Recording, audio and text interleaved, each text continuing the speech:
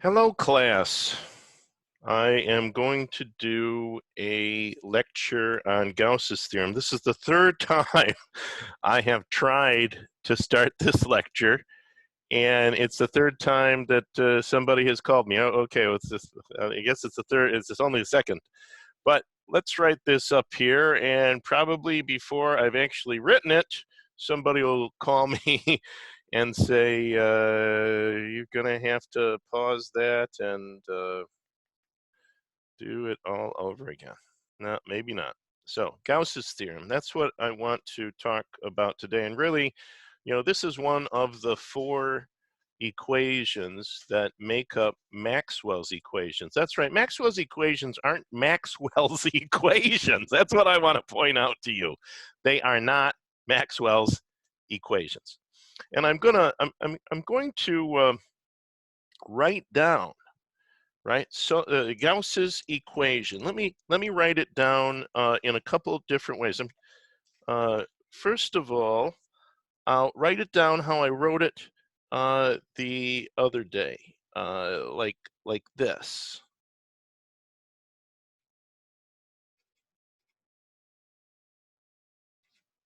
Right? That's one way that people write down Gauss's equation. Another way, of course, is to write it down like this. Right? You could write it like that as well. I could also write it like this.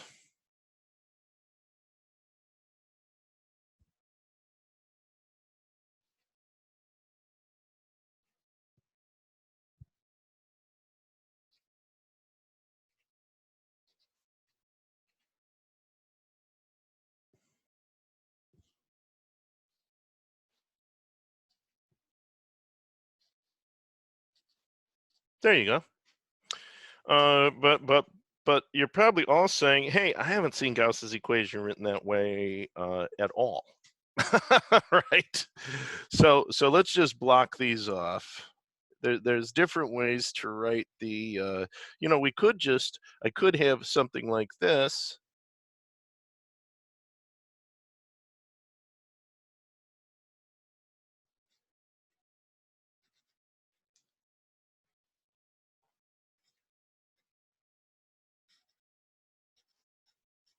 These are all the same equation, by the way, that I've written down here. And you're probably saying, well, that's the equation in integral form. That's right. That's the equation in integral form. And you'll see Gauss's equation, like I say, so many different ways. I'm gonna write Gauss's equation a few more ways.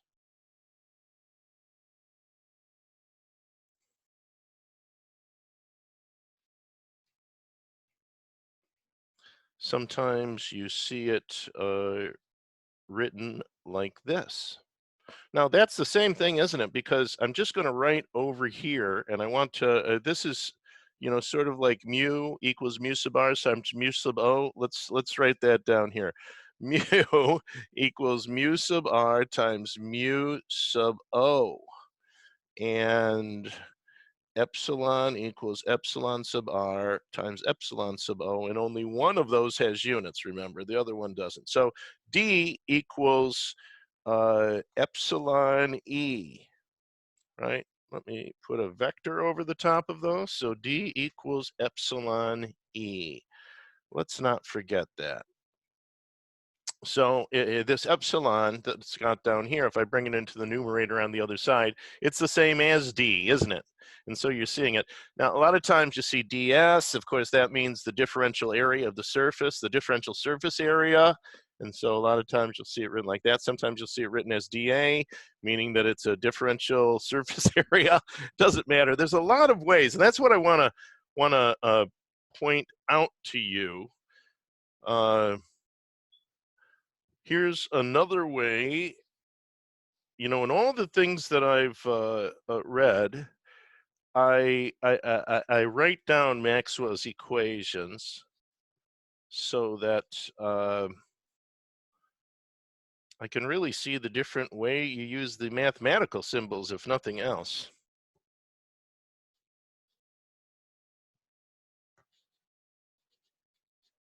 That's another way, so I still want to point out that I'm writing the integral form of all of these so far. I'm still writing, and you're saying, is there another form? Yes, there's another form. Yes, there is another form. I haven't even finished yet with the integral form. So let's keep going. Now they all basically, I think everybody can see that there's just certain small little changes that people substitute in here. Sometimes they have epsilon times E, which makes D. Sometimes they don't, and they put a 1 over epsilon on the other side of the equation, and then the integral, and then rho sub V dV. This is the worst one of all, because of course I know that that's a density, a current density in a volume, right? Because he put the V there. But then there really should probably be like a V here, although V sort of tells us that I'm integrating over a volume. So I guess all of those are various different ways to write the integral form of Gauss's theorem, Gauss's law. So, and this is not the easiest of all of the four equations. I want to write it in a different form, though, too. I want to write it in its, I'm just going to put a little border here. I like borders.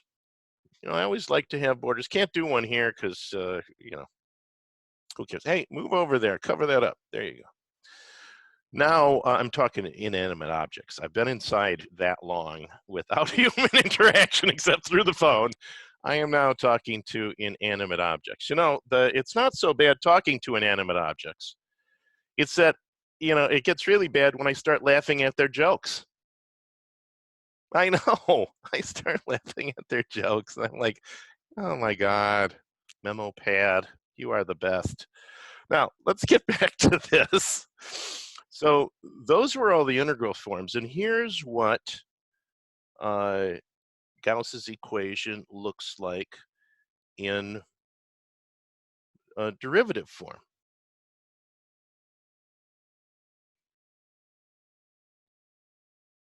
Right? So that's what it looks like in derivative form. And I could, now where did I put that? Where did I put that? Oh yeah, Del dot E. No, I got the same thing. Well, sometimes we'll use that to represent the charge density. Now wait a second. Oh, I got charge. No, that's charge. There's charge density. Del dot rho. Yep. Derivative form. Yep. What am I missing here? I could write it like this too, of course.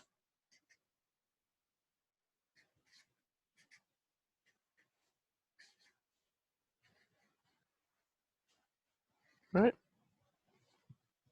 Sometimes you'll see this also written as Q. This is a density, but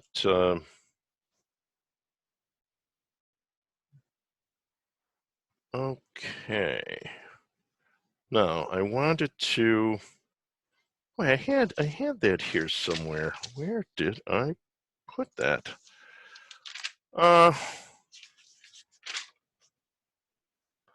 Sometimes you'll also, I'm going to just show this to you because there are so many different ways to really write this.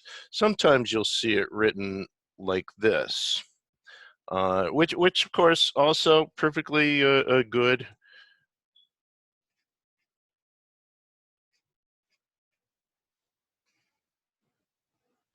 you know. And what else was I? Nope. God, I thought I had it here and I don't. But anyway, this is the differential. And I wanted to sort of come up to that because I wanted to point out what the oh, did I say differential? I meant divergence. This is the divergence, right? Del dot vector. Del is a vector dotted with another vector. We call that divergence. So let's look at a couple things here too. I want to put some stuff in perspective so that we have it down here. What is the Dell operator? And we'll have it all down here together. That's d of x I hat plus d of y j hat plus d of z k hat, right? So that's what we've got. That's Dell.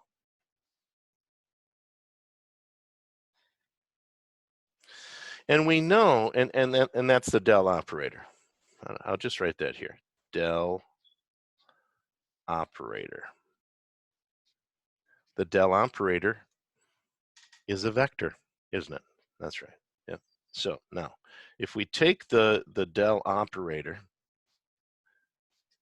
and I apply it to a scalar field like temperature, right? Let's just say that it's temperature that we're looking at. It's a nice scalar field that everybody is aware of. That would be d of t, d of x, I hat, plus d of t, right? So we're just like we had that lecture before where we looked at that cross-section of, or that very thin sheet with different conductivities or resistivities or whatever it was on there. And then, you know, we looked at the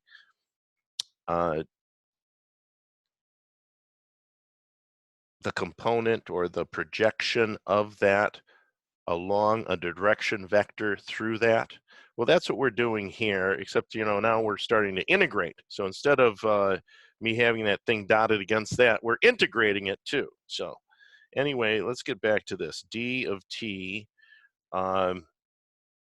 j hat plus d of t with respect to z k hat. So this is called the gradient, isn't it?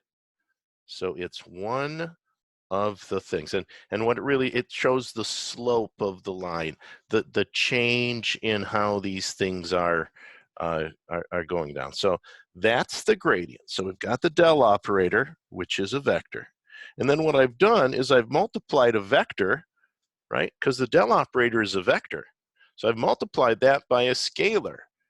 And a scalar would be, you know, just a temperature field, something, or like I showed before, the scalar field of the conductivity at different places on a copper sheet, right? So that's the gradient. So we've got the Dell operator. Now we've got the gradient. So what is the divergence, right? Now, let's look at that. Let's look at the flux. Let's look at the left-hand side of this equation up here, right? So the left-hand side of the equation. And I want to use all of the various different integral signs that you could possibly see that could be an integral sign to integrate over a surface so that anytime you see these in the future, you'll actually know what they are. So d dot ds is going to be it, and we know that that is going to equal rho dv, right? Now, let's shrink down. Let's take whatever sphere we have, right? Because we're looking at a certain point. We're looking at the charge in that point or whatever. And now let's shrink that sphere down. Let's make that sphere smaller and smaller so that so that we can basically say that this is a constant and we can take rho out of there. And as we integrate over the whole thing, we get some type of constant Q. Okay? Now, if I was to shrink this down and I was to sum up all of those individual things, then I would have really, if we could approximate this and say that rho is a constant, I would say that d times delta s, right? And I would say d sub n, only the flux that's coming out as perpendicular to that very small cross-sectional area, is going to equal rho times delta V, a very, very, very smaller and smaller and smaller sphere that's going around that. And we could say then that, right, over summing all that up gives you Q. Well, this will give you delta Q, right?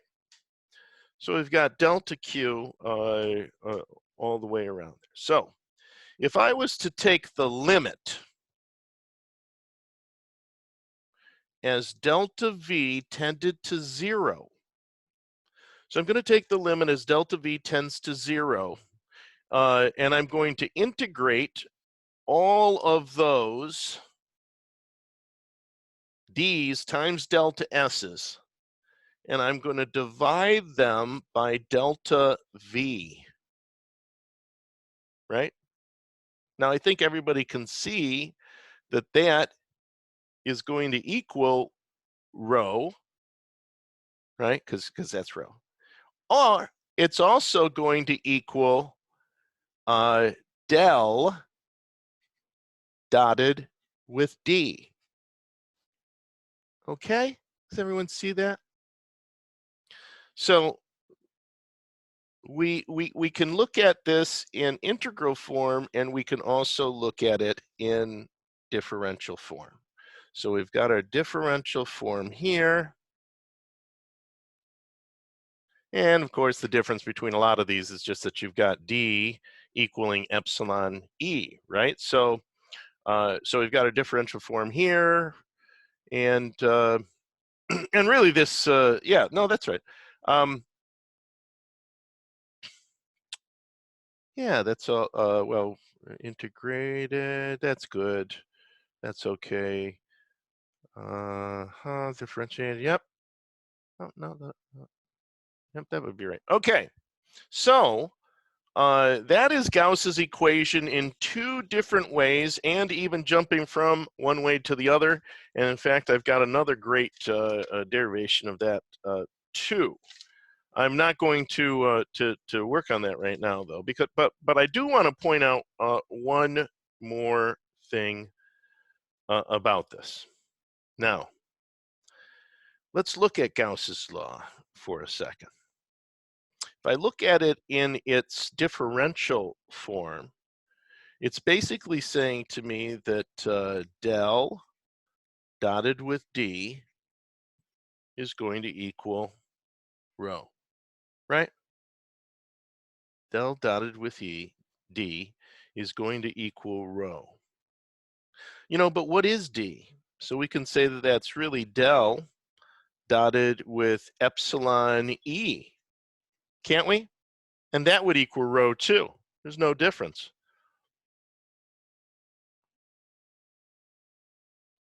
In fact, why don't I just take that out of there, and I'll say del dotted with epsilon E. Oh, wait, nope, got where is my, there it is. Oh, that's what I wanted to take out of there. I'm taking the epsilon out of there. So del dotted with E is going to equal rho over epsilon. I'll just call it epsilon right now. And of course, that is the same. They're all the same form. I'm just using it, you know, in both of those two forms and showing you how to jump between those two forms. But that's not what I wanted to do. I wanted to get this over here because we know something about E, don't we? E equals minus the gradient of V, right? Oh, I forgot my, there. Yeah, I should probably write that up. minus the gradient of my voltage. Now, I'm going to put voltage just so that in your notes later on, you'll realize it's voltage and it's not volume, right? Because we're using volume for V up here, capital V, but this is voltage, right? Voltage, I don't know, but you get it. Delta, it's the gradient, the negative gradient of the voltage is my electric field. So let's look at this. So I've got then, well, I'll put it down here. I have del dotted with the minus gradient of voltage equals rho over epsilon, right? Does everyone see that? What the heck is this? I did not draw that too well. I'll try to make that better. There you go. What is that? Right? Forget the negative sign. The negative sign is just going to come out front, right? But now I've got the divergence of the gradient. The divergence of the gradient, right? That's what it is. So let's look at that. That is the divergence of the gradient. I'm going to talk about divergence more. Don't get me wrong. If you're thinking, oh God, I don't even know divergence, let alone divergence of the gradient, that's called the Laplacian, right? That's called the Laplacian. Now, is that a vector or is that a scalar? Well, this is a vector and this is a vector, but they're dotted together, right? They're dotted together. So they are not a vector, they're a scalar. Here, let me give you an example. I still have to do this. Well, I'm just going to do this. So it's minus V, right? So I also could look at it like that. That is another rendition of the Gauss's law, right? Now, the Laplacian, how does this actually work in the end, the Laplacian? Let's say that I had two vectors. Let's say that I had a force vector. Or wait, what am I? What am I talking about? Let's say that I had the Laplacian of a temperature scalar field, right? Temperature, conductance, whatever you want to call it. But if I wanted that, what would that turn out to be? That would turn out to be the derivative of the x component of the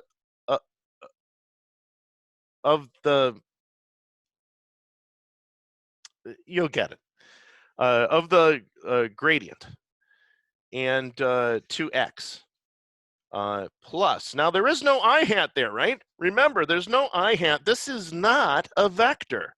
This, damn it, that's the Laplacian. Wait, I should not have put that over that. Where is that for a second? Just a second there. I'm just going to put the square there. That'll work out better. That would be the derivative with respect to x of t of x, which is really the gradient, the x component of the gradient of the voltage field. And in this case, it would be the x component of the gradient of the temperature field, right? But there's no I hat there because it's a dot product. So two vectors dotted together gives me a scalar, right? So I'm just adding these together. This would be the derivative of the gradient t sub y, the y component of the gradient with respect to y, added to the change of the temperature gradient in respect to the z direction with respect to z. And so that's what oh, excuse me, there we go. All right. I'm just gonna double, no, I'm pretty sure that's right. I don't know. I don't always know where I am in my notes. But yeah, and so we want to talk more about divergence, what divergence is. What is Gauss really saying here? And then we're going to look at Gauss's law of magnetism, which is the second of Maxwell's equations. So we'll look at that in a little while. All right.